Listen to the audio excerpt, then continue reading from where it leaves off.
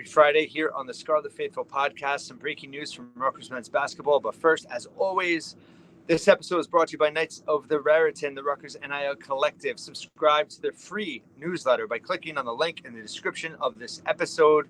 Become a member today for exclusive event invites and more, helping Rutgers student athletes with NIL. Rutgers men's basketball on Friday announcing that veteran guard Tyson Acuff fractured his foot in practice this week, is expected to miss 3 months of basketball activities.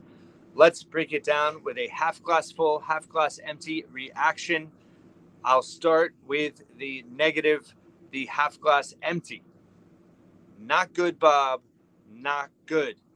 If you don't know that TV reference, well, then you missed out on one of the greatest shows in television history, but certainly a concern to have what I think is probably one of, arguably a starter, if not probably your sixth man. So now with Dylan Harper, who has a completely different situation.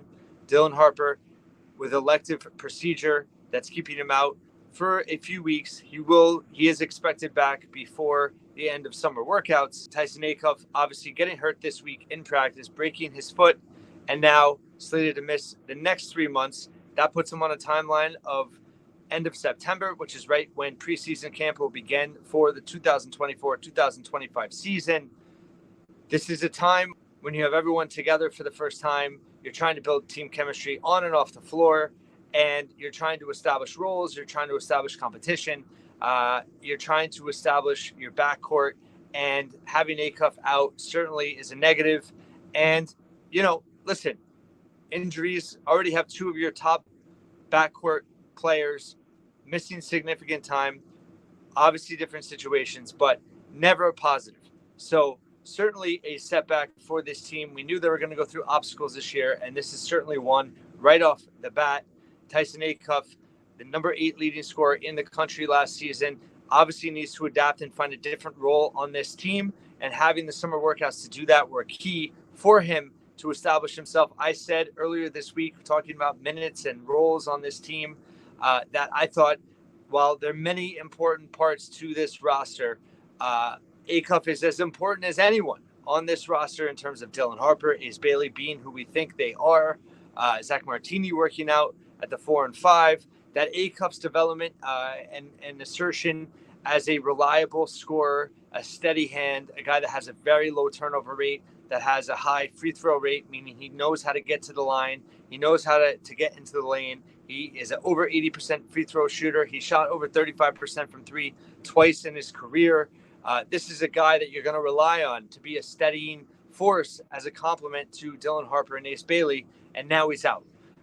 And there's no reason to believe he won't recover in a normal time frame from a fractured foot, but certainly a concern going into the year, having missed 3 months and needing to get the rust off, and also working to establish rhythm and a role in this lineup and in this rotation. As Rutgers fans, why us? Why does this always happen?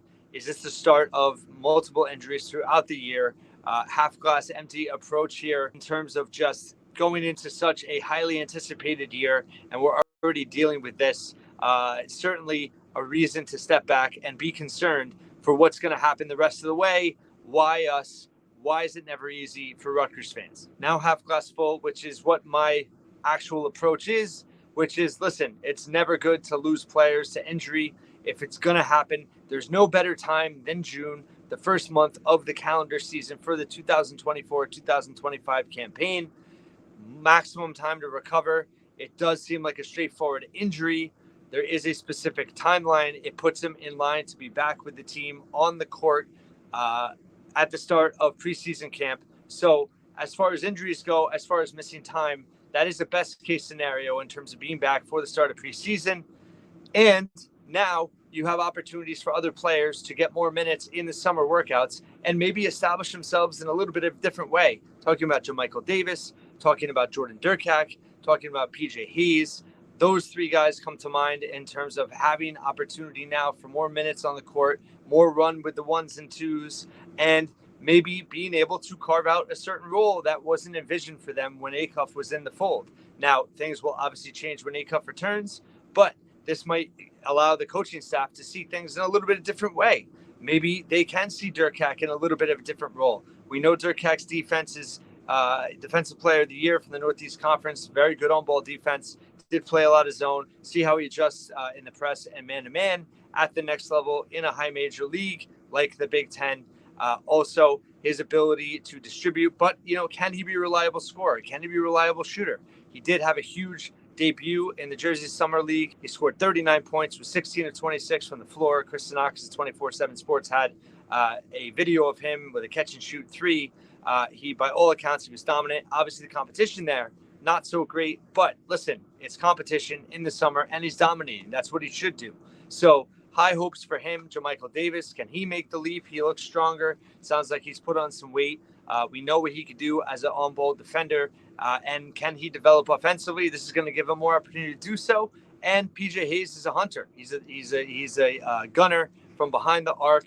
And this is going to give him more run with the ones and twos as well. So there's opportunity there. Also, Acuff's a veteran guy. This is going to give him a chance to take a step back, sit on the sidelines, watch his teammates in action. Maybe he's going to see stuff that's happening on the floor, whether it's spacing, whether it's strengths of his teammates that he didn't see on the court that are going to help him be a better teammate and acclimate better in terms of his role with this team in the fall during preseason camp before the season. And just in terms of Steve Pikiell, I talked about in this episode earlier this week, his ability to adapt and to be able to push the right buttons, having, so many different lineup options. He's talked about positionless basketball, positional versatility he has, and he's built a roster with more talent, more depth than he's had at Rutgers in his tenure, now entering the 9th season. And now he gets an opportunity to kind of test it a little bit in the offseason when nothing's at risk. And once Dylan gets back, before the summer workouts are over, that's going to strengthen things. But you're getting guys looks now with Acuff out that is going to allow the coaching staff to maybe look at things differently. Maybe they discover something that works that they hadn't thought of that will help down the road this season. At the end of the day, you never want to see guys out with injuries. However, that's the reality. We knew as Rutgers fans, and we knew talking to Steve Pikiell recently on this Scarlet Faithful podcast, that they expect a roller coaster season in terms of obstacles. It's never going to be a straight line up.